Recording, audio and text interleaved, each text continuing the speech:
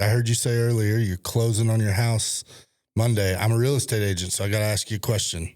What was your non-negotiable when looking at houses? Well, number of bedrooms was the number one. So I've got 5 kids, right, and a girl that's an au pair for us. So really, I've got 6, and so we had to have space, and had to have a great community where my kids could be. You know, my oldest is 10, so I've got a 10, 9, 6, 4, and 3-year-old, and you know, obviously, we're huge into community and huge into being a part, and they're my number one job is taking care of my wife and them. So we've got to be in a position for them to have success in school, have success in a community. And so there's a lot of places in Springfield that are like that. You know, we've found Springfield to be an incredibly welcoming community, an incredibly forward-minded, big dreaming community. And so I think it's fun to see the young families moving around, and it's fun to see generational excitement, you know, in that town. And so I think that was a big part of our attraction to this job,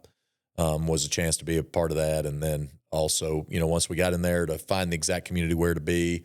It's where we live in East Springfield's easy access to work and the school that my kids will go to. So I've got 3 of them in school, 2 of them still not. You know, I think we feel great about the school system down there, and just really excited about where we're at. One other non-football question I'll ask you.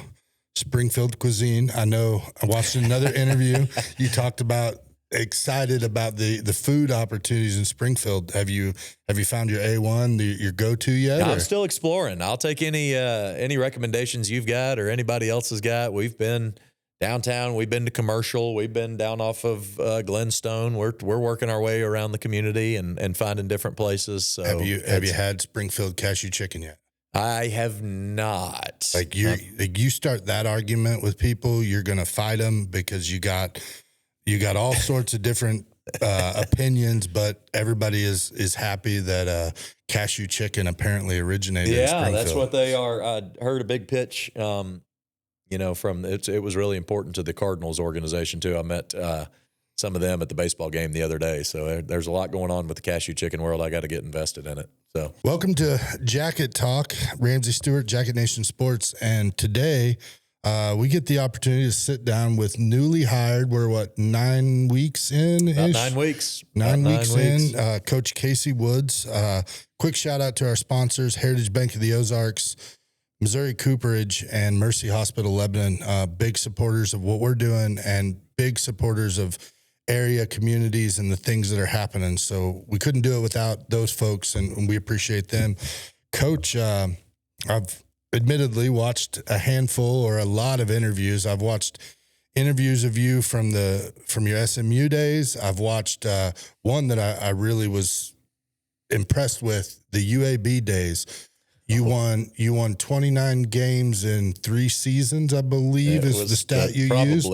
That's probably correct, yes. And I think what's really cool, and we'll get into it, but there's a lot of parallels from what you guys did at UAB to what the opportunities that are happening at Missouri State, I feel like. And so I think it's exciting to see you've got the experience. It's your first head coaching job, but you have that footprint, that foundation. So I want to kind of dive into how you got there a little bit. I know your dad was a coach, right? That's right, yes. So let's start there. Tell me what Pops or your dad or however you, like, what was one foundational coaching thing you kind of taken from him? Well, first of all, thank you for having me. Awesome opportunity. I appreciate your persistence and wanting to get me up here, and it's great. And I see that you've got a vision for this place, and this town is hungry for football, and certainly Southwest Missouri is. I think that so we really appreciate your interest, and we appreciate the opportunity to get up here and share our vision, and we hope that we have, you know, shared values with a number of people in this community that we can draw. You know, it's certainly we're Springfield's team, but we want to be Southwest Missouri's team. We want people that are in this region to understand that, you know, our president's got a goal of raising our student population to 30,000 students. And if we can give them a great game day experience, great football game day experience, then we feel like we can really up the profile of that and make it an attractive place for us to go. So I do want to thank you for that. As far as getting into football, you know, I don't know that I ever knew anything other than this. I've been training to be a head coach for 42 years. And so it's was a chance to really follow that. My dad was super successful early in his career and was successful the entirety of his career, but man, really spiked, early in his career. And so that was fun, man. Right when I was falling in love with the game during elementary school and middle school, there was just tons of fun, tons of opportunity. I mean, looking back, there were challenges to moving every, short amount of times, different upbringing than most people experience. And there was some real strain, I think, on your family. But, by the time I was 16 years old, I'd stood on the sidelines of, at the time, all 12 SEC schools, so I'm a Southeast guy, and to be able to experience that, man, I fell in love with the game at an early age. And really looking back, at why I got into coaching, I don't know that I could have articulated it when I was 16 to 18 years old. But I think looking back now that there's no question that the way that my dad cared for his players and the impact that he had on their lives is what ultimately drew me into this game, the opportunity to get out there and have a platform that impacts lives and changes lives, right? Education changes lives. Football gives you a path to education, specifically for a demographic that doesn't always have a pathway to college educations. And so, that's been what a calling from God to be able to, have a chance to do those sort of things. So, my dad was great. I tell our staff all the time, I think, from a value standpoint, we can really hammer into that, because I can speak all day on that. But I think that the very first thing that he ever told me was when I was first getting into, Dad, I want to coach, be a GA. He said, man, two things every single coach can be is he can be organized and he can be enthusiastic. It takes no talent to do that. It takes no knowledge of scheme. It takes no teaching ability,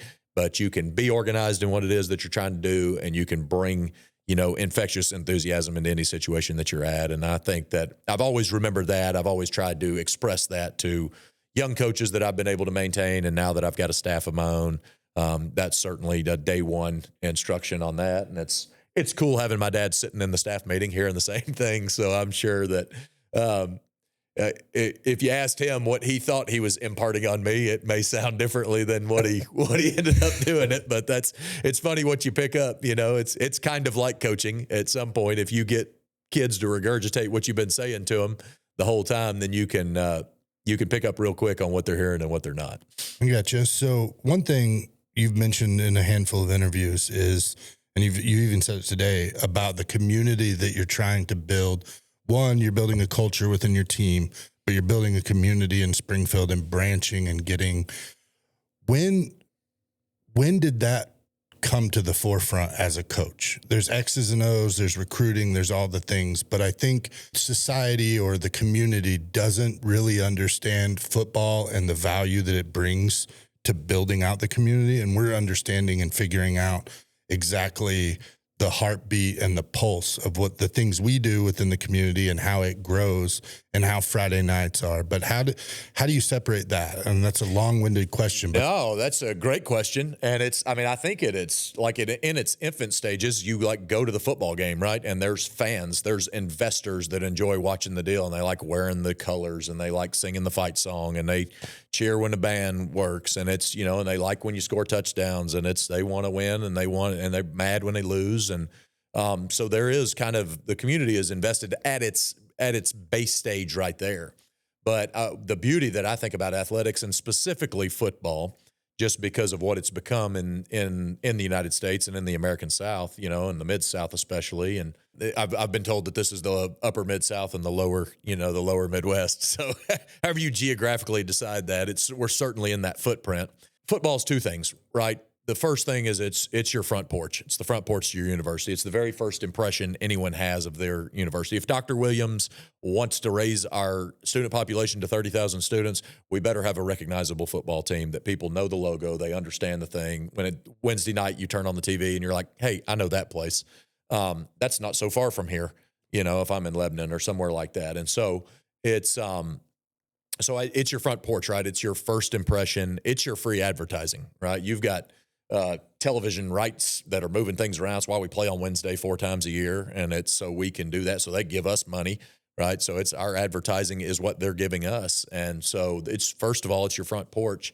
And then second of all, it's your connective tissue, right? It's what draws generations together. It's what takes the older generations, right? We got a gentleman in here that's played Football at Southwest Missouri State, when it was a chance to do that still has great interest in the next generation of players, and then the future generation of Bears that are growing up, right? Grandkids and kids and people that you're bringing into the game, and so it's a fun part, but there's also a duty to being a football coach, right? There's a duty to being, if you're going to be the guy that's turns the light on the front porch, if you're going to be the guy that's helping draw the connective tissue, hey, we go to the airport, you're wearing a Missouri State shirt and I can say go Bears and I got no idea who you are, then that's the connective tissue that we're looking for. And it's our responsibility to go out into the community and build that, right? We've got, because it can be as widespread of an impact as you possibly, it all goes back to impact, right? And so you've got a chance. The first people that you want to impact always are the players, right? Because that's who you have direct daily impact on their life. And then your staff and the people that you have a chance to hire and their families that are following them around and be invested in. I had great investors in my life that were part of the coaching staffs that my dad was on.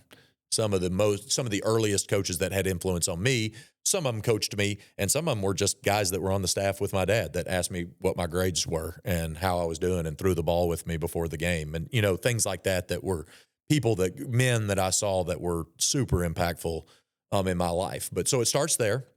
But then I think it spills over, particularly on a college campus. It can spill over to your student body, right? There's a fun and a camaraderie to what it is that we're doing, and particularly in a day and age when there's so many other things to do, so many other distractions. 50 years ago, it wasn't hard. There was nothing else to do on Saturday. Let's go to the game.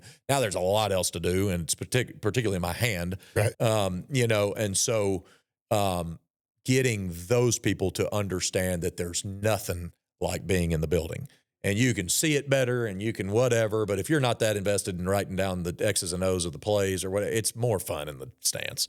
It's more fun in the games because when the big moments happen, when the touchdowns happen, when the difference-making plays happen, right, when the wins happen, it's more fun to be there. It's more fun to celebrate. It's more fun. It's what brings community together and does that. And then on the outside, it's everyone is investing in that. Right now you're pushing out into Springfield and you're explaining to them, right, the Springfield is a beautiful community and it's a great bunch of people that understand the importance of Route 66 and understand the importance of the history of Southwest Missouri and understand the importance of bringing all those people together. And what better venue can you pack 20,000 community members into one spot, all wearing the same colors, all pulling in the same direction, all cheering for the same things, when you do that. And then when you see it at its height, and that's why you got to bring winners in, right? The cost of maintaining this platform, and we can get into this later, but just to touch on it, right? I do understand that the cost of this platform is winning games because that's, at the end of the day, that's what keeps people drawn into it. It's what keep people pulling in the same direction. It's what draws people into understanding the importance of what it is that you're trying to do. And so when you build winners, right, it's the football, the pursuit of winning, athletics in general, but football specifically, the pursuit of winning goes back to like your dad telling you to do your best, right? It's a pursuit of excellence, and excellence-minded communities, that's like the most visible place that you can see it. Our football team pursues excellence, so that means our company can pursue excellence, which means our community can pursue excellence. It's like, how many people can we get pulling towards the middle on this excellence things to make sure that we have a successful model that, because it's the front porch, this is the most visible thing that I can put up for our community, which is our football team on Friday night or our football team on Saturday for me. Like that, this is how much our community pursues excellence.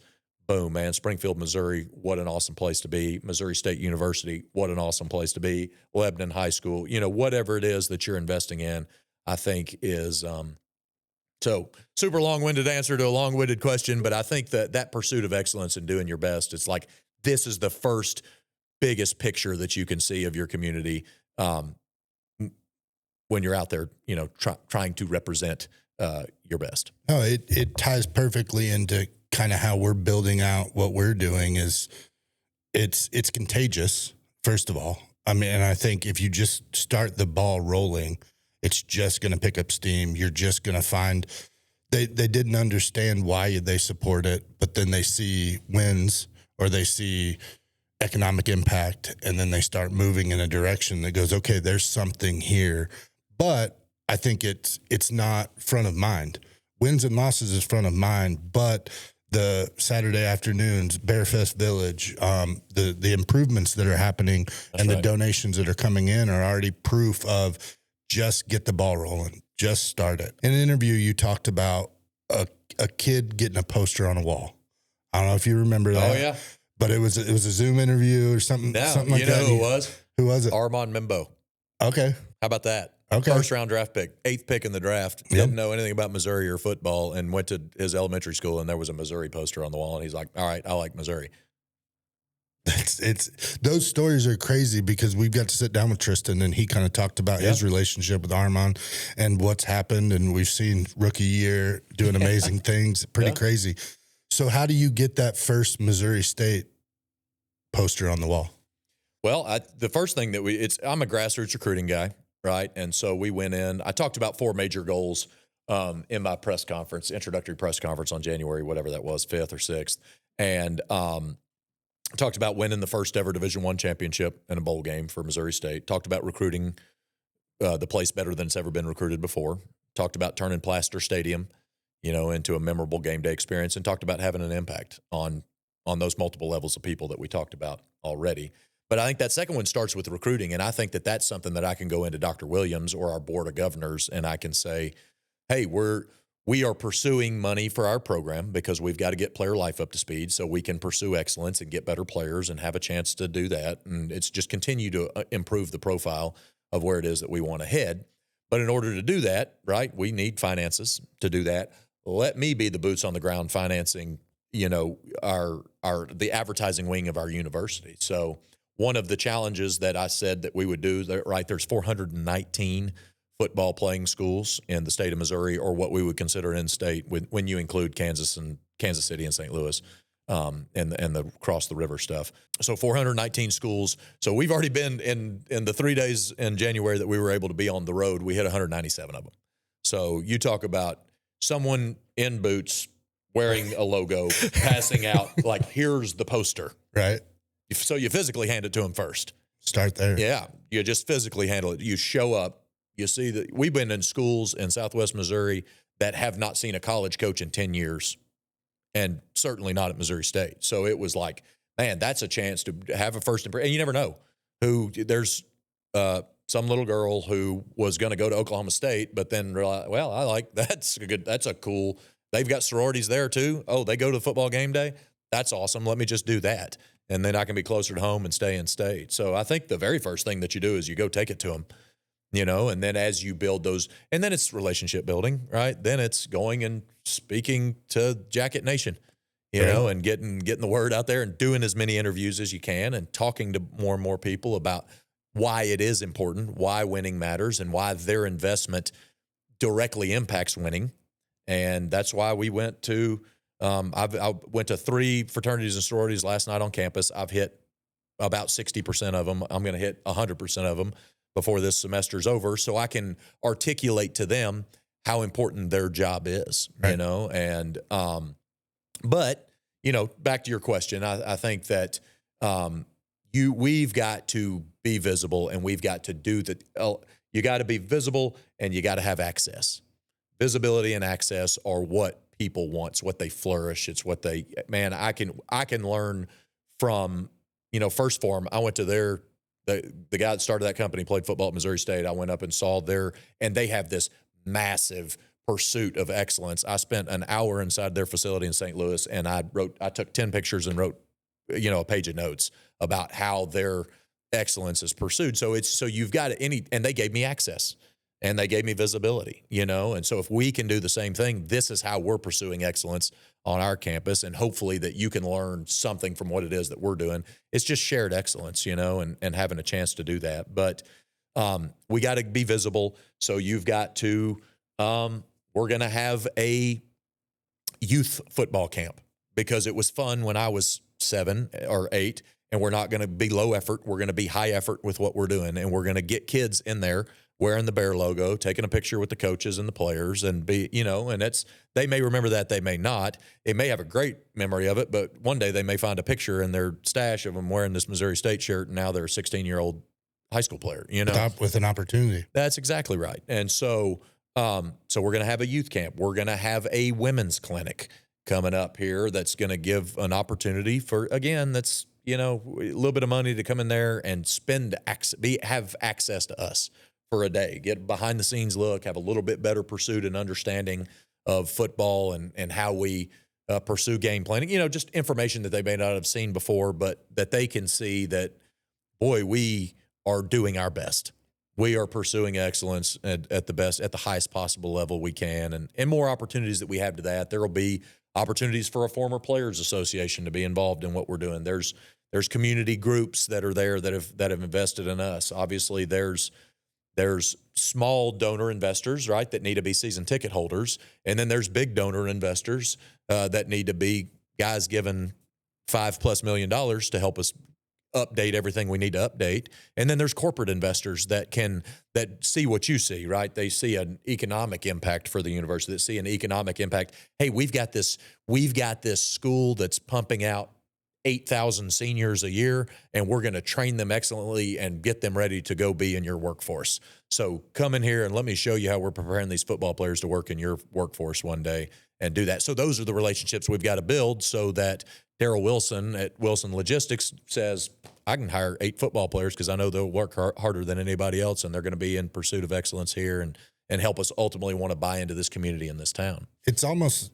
kind of a built-in internship in a different way, I think is how I would relate to it.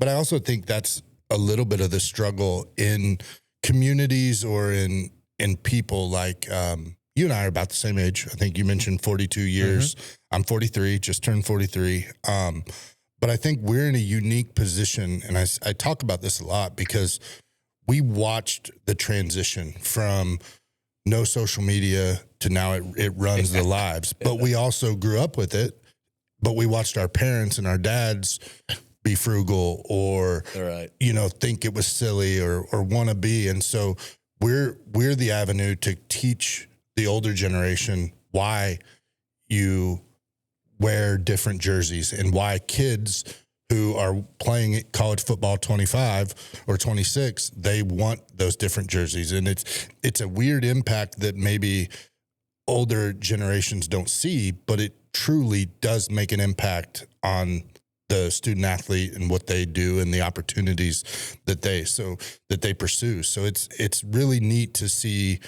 how you're taking, like I said, going back to the UAB aspect, like that was 2009, 16. So I was there 16 to 19, 16, 17, 18, 19. Yep. And then, but seeing that the footprint and the foundation was laid, and I'm assuming that when the Board of Governors was sitting around and saying, okay, we got to get a new coach. We have all this trending upward if you use social media, and you have an example, but you also have the experience from Missouri. You have the experience 2011 or 2012 national championship game against Oregon, 2010, and the 2014, right? Yep, we did. Lost that one. Still don't know how we lost that game. Florida State. Well, Jameis Winston's big punt got us, man, at the end of the first half. So a little bit about football, though, because I did see in some other interviews, you talked about ball obsession. That's something I've never heard in a football realm. Tell me why ball obsession. We've heard ball security. Yeah, it's actually it was a term coined by my dad. It was one that I heard early on, and we talk about 6 main points of a team. It all goes into team. At the end of the day, you're trying to build the best possible team you can. So how do you take tangible goals within the course of a game and apply it to that? And ball obsession. A lot of football, because you practice it so much and because you rehearse it so much, it turns into that, right? It becomes mindless to a degree, and they get decent at it mindlessly. And so you've got to find a way to tie in intentionality, in my opinion. And I thought that ball obsession made you be intentional about catching a ball, or being intentional about carrying a ball in traffic, or being intentional, if I'm a defensive player, about trying to punch it loose and to be intentional about the ball. And so that was where the obsession term came from, and being a part of that. Obviously, the number one statistic still in every single game and winning and losing is the turnover margin. And so great teams can lose games that they shouldn't because they turn it over, and bad teams can win games because the other team turns it over, That video was from your days at Arkansas State. Arkansas State. Yeah. That's where you have dug deep. Yeah.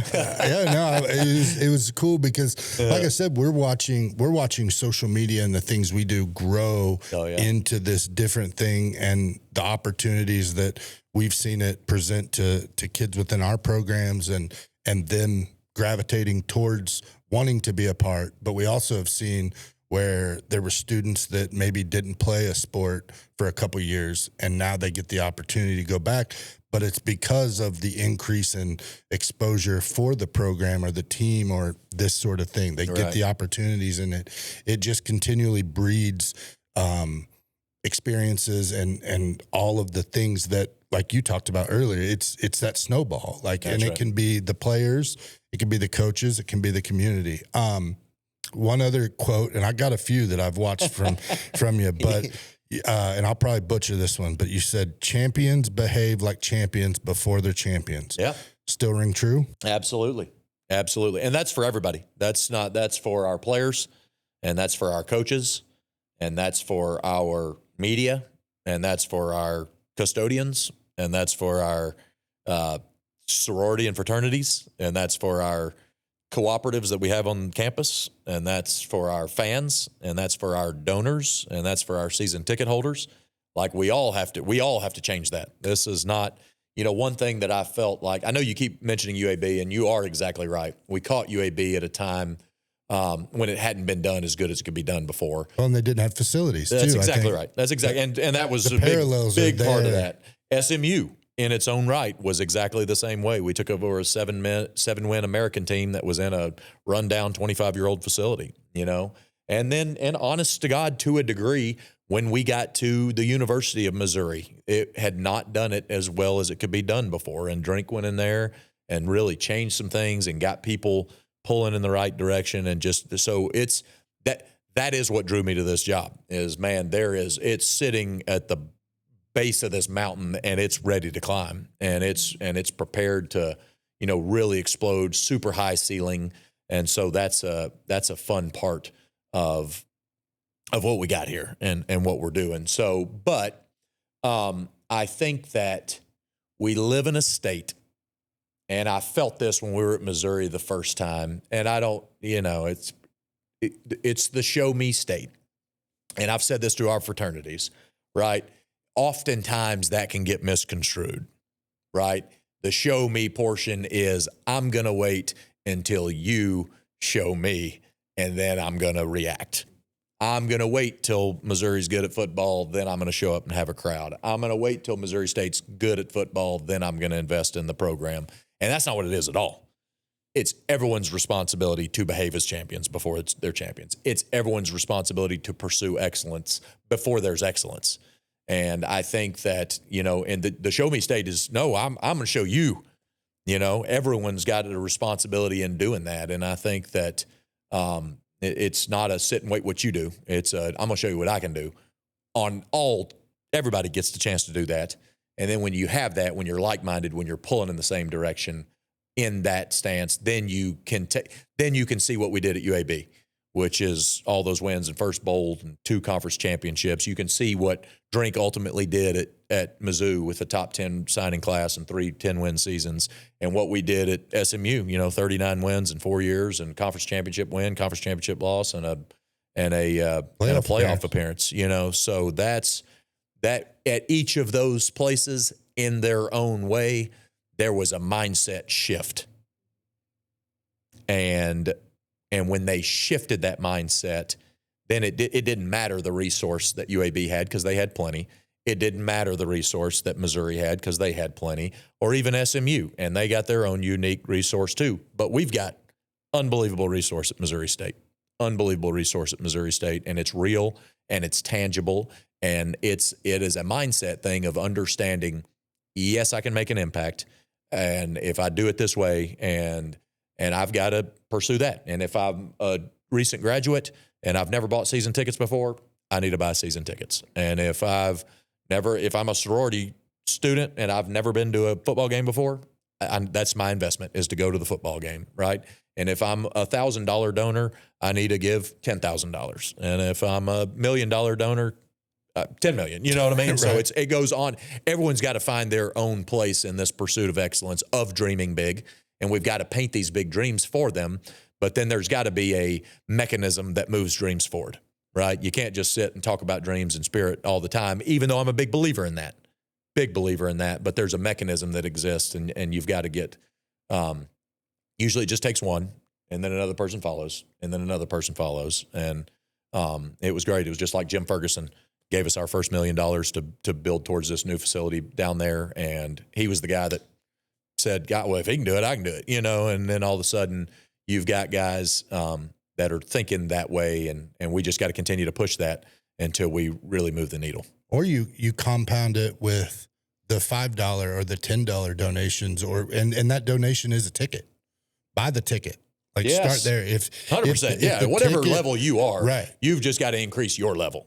So not everyone can do the biggest, and not everyone can do the small, but whatever. If I've never been to a game before, I need to go to a game. If I've never bought season tickets before, I need to buy a ticket. If I've whatever, that role is, then you got a chance to do that. It gives the understanding of the simplest thing of buying that ticket, whether it's the Wednesday night game or the Saturday when SMU comes to town. We saw when SMU came to town, you saw it. That's one of the key factors of putting you in the position that you're in but that matters. That's exactly right. And I don't know, and maybe I'm speaking for guys like me, but like, we maybe have never been educated on how that, because if one guy buys it and tells their friends, and then a dad needing something to do with their boys or their, girl dad on a Saturday, then they get a buddy, and then you're carpooling, and then next thing you know, that turns into 200 people buying that ticket, and it just continually compounds, and it opens up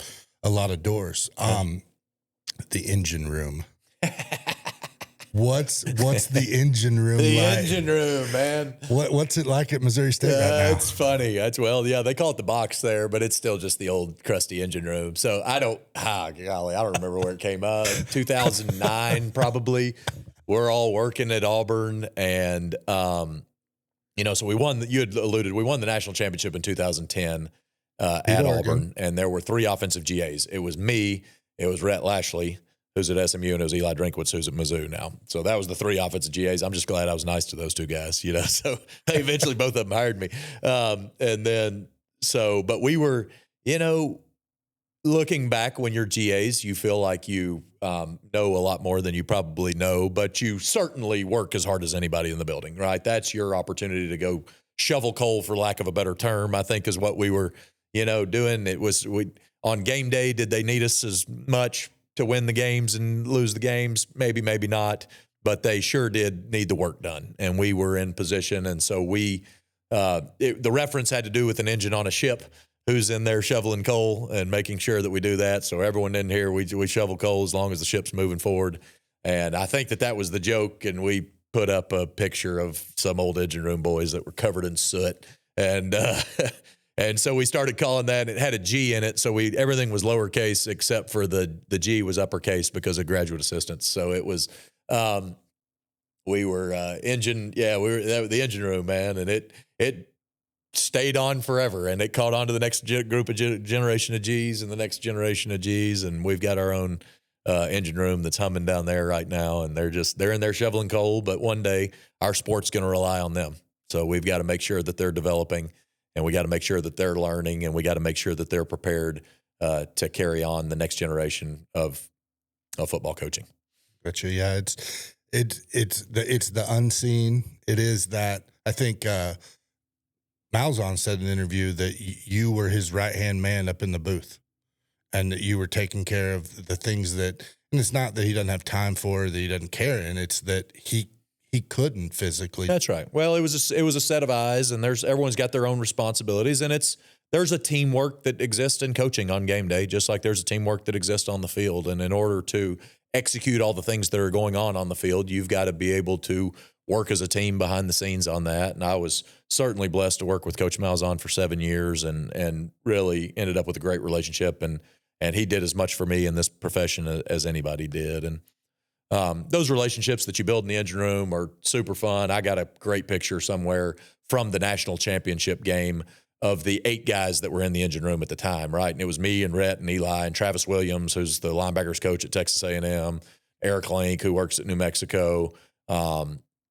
We got a couple high school coaches. We got a defensive coordinator down at Southeast Louisiana. So all guys that have gone on to have really successful careers. And those are the fun years, man. Those are, you can go in and you can bank countless reps.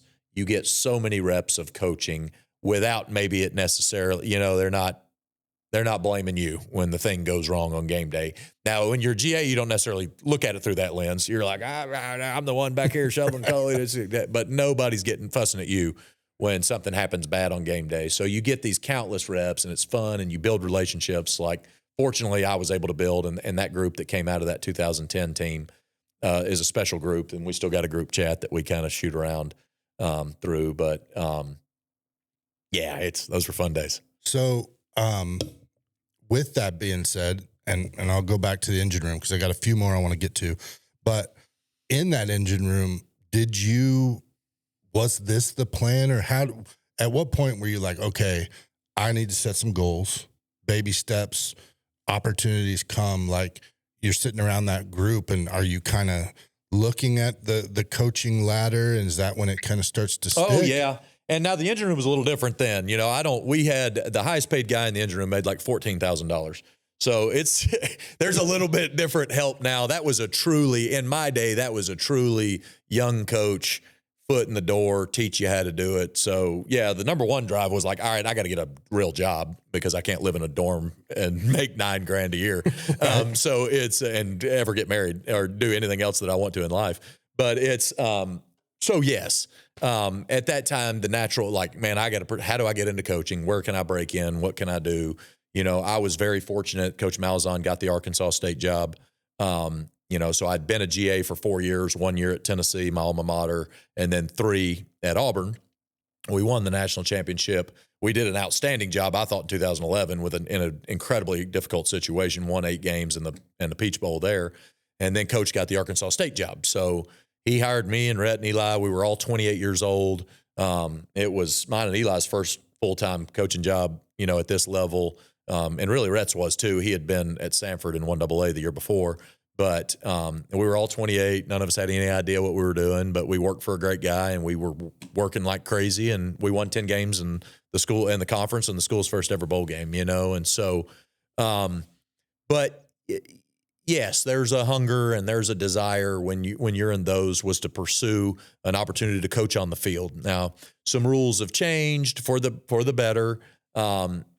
I think it gives more guys an opportunity to get real coaching reps. In those days you couldn't be on the field coaching, and there were things that you just had to be mindful of in your preparation and how you were getting reps and all that. And now they let a lot of different people do. Obviously, you can hire guys in off the field roles and pay them a substantial salary that you couldn't do in those days. But there's still that group, and especially at a place like Missouri State, where we don't have wild salary pool, and we've got a bunch of young guys. We got some volunteers. We've got some graduate level guys. We've got QC guys that are making, in that range of what my engine room down there looks very similar to the part that I was in when we left out Auburn. And we got good young coaches that are going to have a great opportunity to get great reps with great kids and a great staff.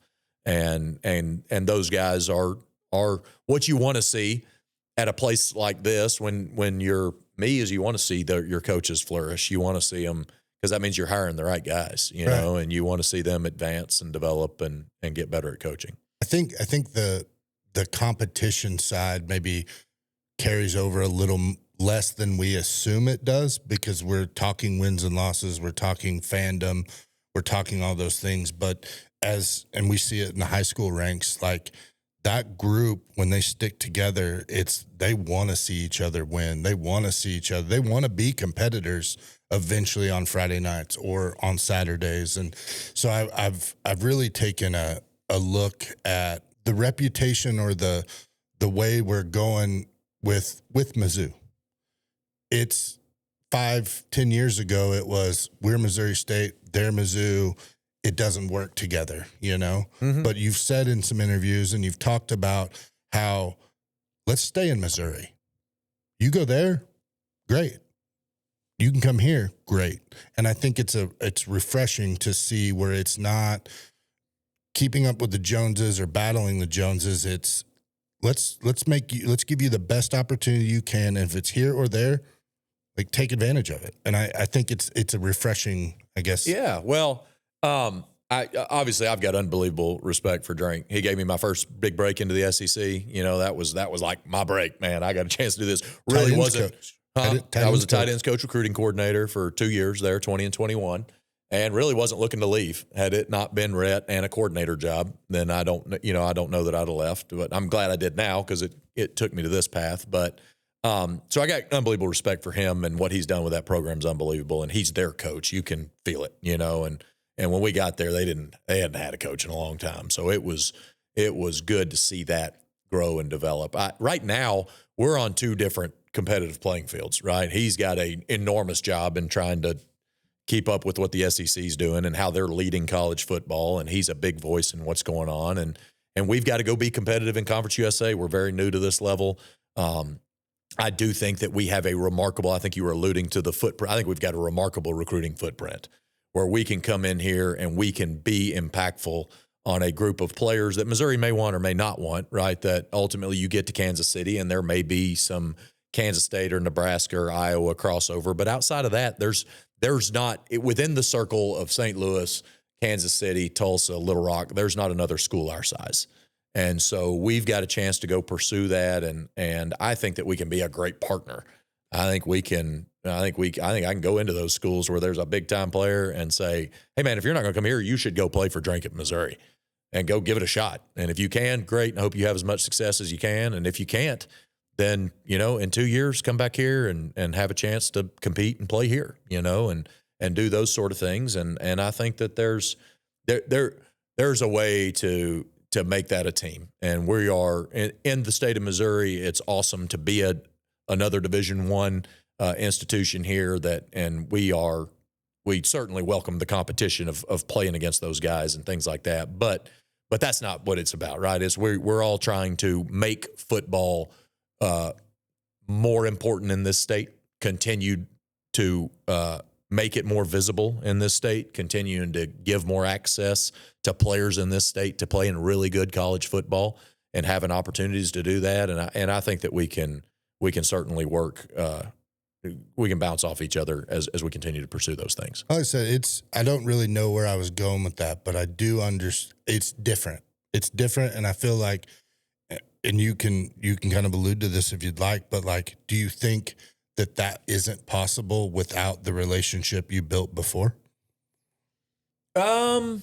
No, I think it's certainly, that would be my approach. Now it's easier because it's Drink, you know what I mean? Because he knows my heart and he knows what we're ultimately trying to accomplish down here. And he knows my vision for this place. And at the end of the day, I don't like beating Missouri in football is not going to do anything for the long term of our community and what we're trying to do. Those 4 goals that I had don't have anything to do with Missouri. So they've got to operate how they got to operate and they got to pursue their own set of goals. And we've got to pursue those 4 goals as we do that. And so the best way to be a great teammate and the best way to pursue all the things that we're talking about is to be an ally, you know, of each other. And we can compete when it's time to compete and we'll have fun when it's time to have fun and be serious when it's time to be serious.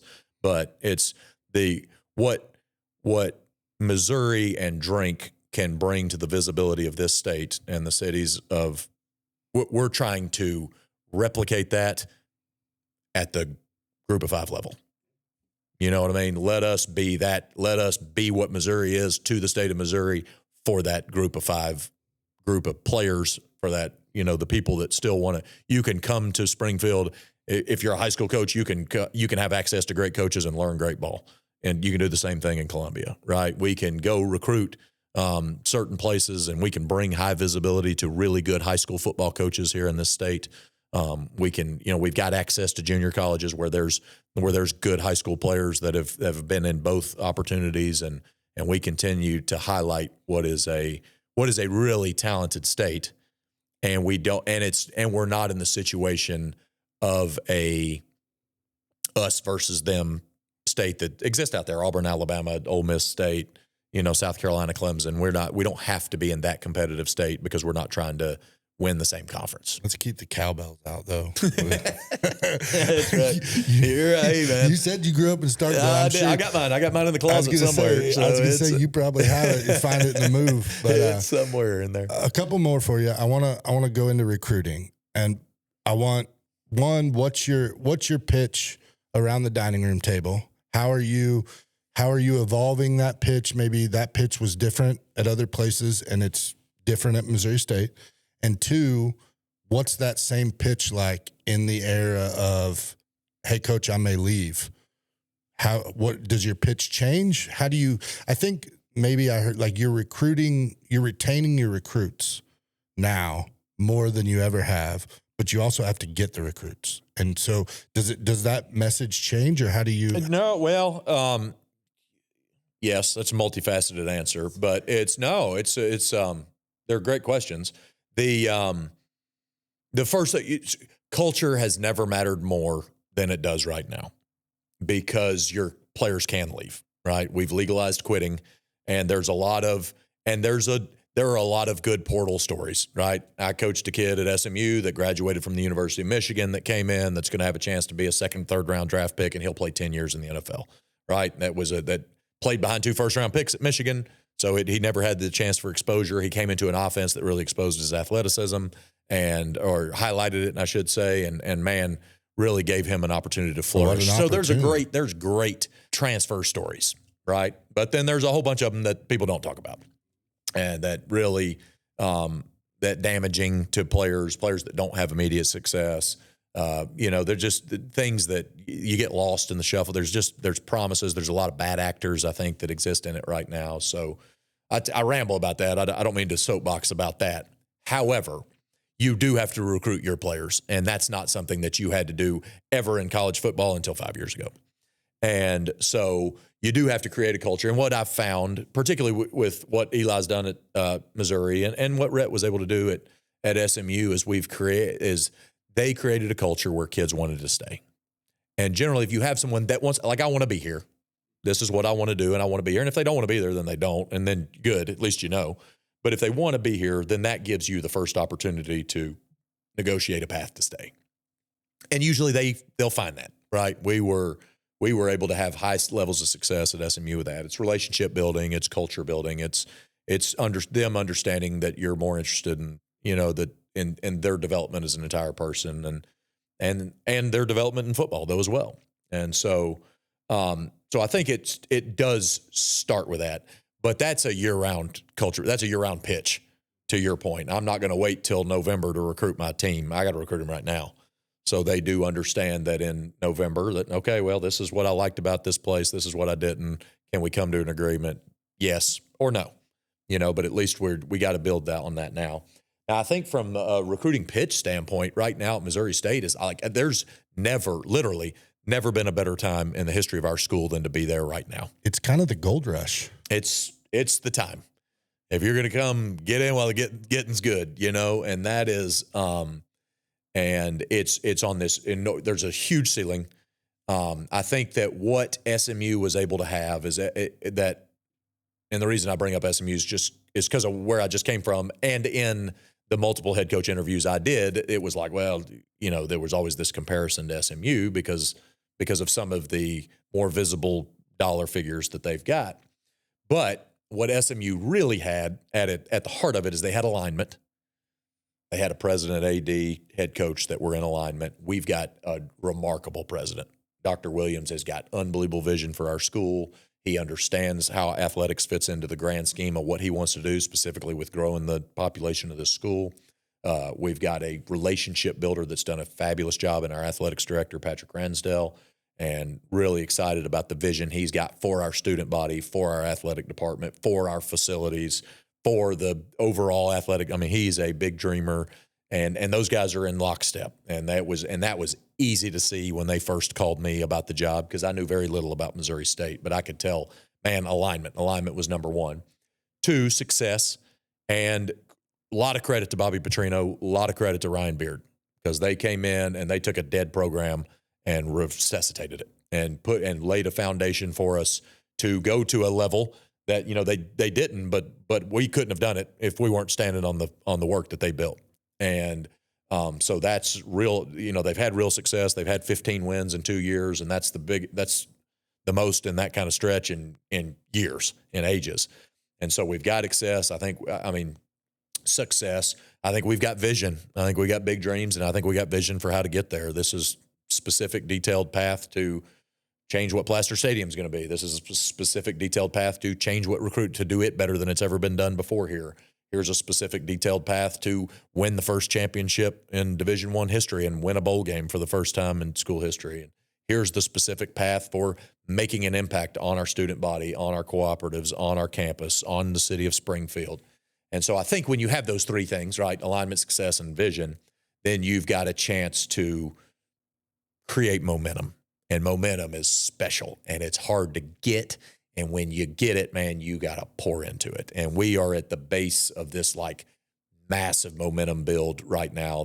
So would you believe that? Would you like come to Missouri State? I would. Yeah. I went, but I didn't finish. I may be the only person with 105 credit hours and no degree, but I think you kind of right now, Missouri State got a pick 6 or a scoop and score, and it's what's next, because you've got, you know, you're about to kick the ball off. You're going to get them, trap them in, you know, the red zone, and the opportunity for both businesses or the community, or most importantly, players, aspiring coaches. That's right. You've got all of these things that are just compounding, and it's just happening from, I mean, who would have thought Missouri State was making national news last year? That was unprecedented in the football world. Oh, yeah. But it aligned, going back to what you're talking about, it aligned with College Football 25 coming out and Missouri State making the move. Yeah. And then it aligned with the opportunities for Missouri State to get paid for people playing as Missouri State, and seeing the Bear logo and understanding how that starts it and what it can do. But I think it's an amazing opportunity for people, and seeing your excitement for it is refreshing. Again, like I mentioned earlier. So I'm excited for you guys. I'm excited for the players. Excited for Springfield. It's cool to have that opportunity as a parent. As you know, take my little girl to. I couldn't get her 2 hours in a car to up the road, but I can get her an hour because I'll take her to Build-A-Bear. Absolutely. That's another thing. You get stuck with Build-A-Bear? We've gotten some Build-A-Bears in the house. So I got 4 girls, and my mother, Coach Woods' wife, their Nana she likes to build a bear. So it's a every Christmas have to do Branson trip or Springfield trip. Maybe we should get like a Build-A-Bear like temp bus outside the stadium. Hey, wouldn't that be kind of cool? You talk about opportunities you talk about opportunities to get a different set of eyeballs on what's happening, because again, people can relate a different way. And I think our age is starting to correlate experiences. And, you know, I look back all the time as like, I've got a camera roll full of photos, and I can at the drop of a hat go down memory lane, and it's so much different, but it's also in a thing that's so much an inconvenience at times too. But like the tool there is pretty incredible. And I don't know if we were taught well enough the good and bad. We've talked with kids about AI. Yeah. And you've got the teachers and the educators who are like, AI is bad, but then you got our age that's like, man, if it's going to help you be engaged, if it's going to help you pursue opportunities, it's a cool way. And I'm fortunate to be in a position where we get to play and try different things and kind of align. I got a business partner we're aligned with who sees what we're doing and the reps that are happening. That's So, right. Well, I think that there's a super cool, and you alluded to this, kind of a side thought and everything. So I read an article 5 years ago or something that was, that it's very hard to put our generation, right? Because we're kind of a micro generation that exists 1979, 1980 to about 1985, 86, where we grew up outdoors and we had no phones and we had no internet. And then all of a sudden, but we were still young enough that when it hit, that we were able to absorb it pretty naturally. And so I think that we do have a rare age group of 8 to 10 years where we've got a real chance to make an impact to bridge two generations, because we are the bridge, because we learned both. And so I'm not as consumed with like learning all this technological stuff, but I'm okay. I can operate within it.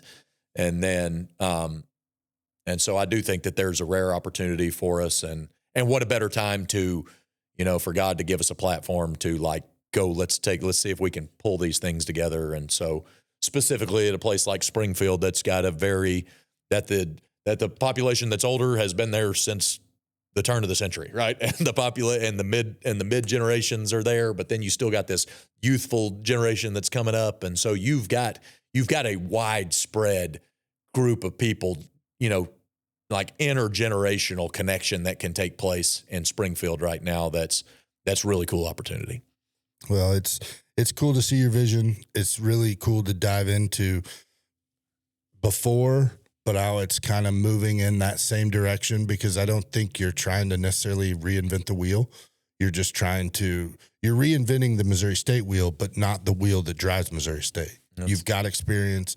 You've got proof of concept. You've got the case studies. Now it's just, let's go implement them. Let's take some chances, take some risks, maybe try some new things. And it's, you got a cool opportunity for yourself, much less the kids, the players, the other coaches. So it's neat to see. It's a cool, and it's a chance to capitalize off of momentum. And I think that anytime you're recruiting or anytime you're building anything is like, let's take what we're already great at. What are we great at? What can McDonald Arena be the coolest football facility in the United States? Probably, if we'll invest and do it right. What this game day environment was my first impression of this place. Okay, we can turn this thing into something really special. How do we get the student body where they understand that they can impact the game by being at the game? How do we get the community to understand that, man, what a great place to go spend a Saturday and hang out with somebody that you hadn't hung out with before, and get your kids off your phones and do, there's places to. So we've got a chance to, let's highlight what's great at the heart of these things, and then let's show them the way to excellence, right? If we're all going to pursue excellence together, if we're all going to do our best together, if we're all going to go win a championship and recruit better than it's ever been done before and do it all better than it's ever been done before, let's do it together, because it's more fun that way. Well, I sure appreciate the opportunity, and I'm excited for what's to come. I'm excited. What first home game this season? Play Lindenwood at home. Be a big one. Needed to be the best. Need to set a record. Needs to be the best crowd we've ever had at Plaster, and it'll be the second week of the season, the 12th or something, I think, of this year. And we play Lindenwood at home. It'll be a evening kick, and it'll be fun. Those night games hit different. It'll be fun. The players respond differently. The fans, the coaches. That's right. Takes you out of your routine, but then the light show that's happening now. It'll be is really cool to see. Yeah, it'll be. We're gonna set records and have a lot of fun, and we got to go out and cheer those Bears on and try to get a win. Gotcha. Well, Coach, I sure appreciate it. We've talked to you name it. We've talked about it. That's right. But I appreciate you sitting down and coming up, meeting some alumni. I know they were tickled with the opportunity to come down. Rusty is as big of a Bear fan as you'll find. Maybe. I don't know if he's a bigger Bear fan or Cowboys fan, but they're both right there together. We talked about the Cowboys too. We sure appreciate it. Do you got a tagline? I know that's a new thing now. Ooh, I don't know. You know what I've been saying to everyone, and I think that this standardizes. This is consistent with the themes that we've been talking about right now. But it takes us all to win, and it takes us all to recruit.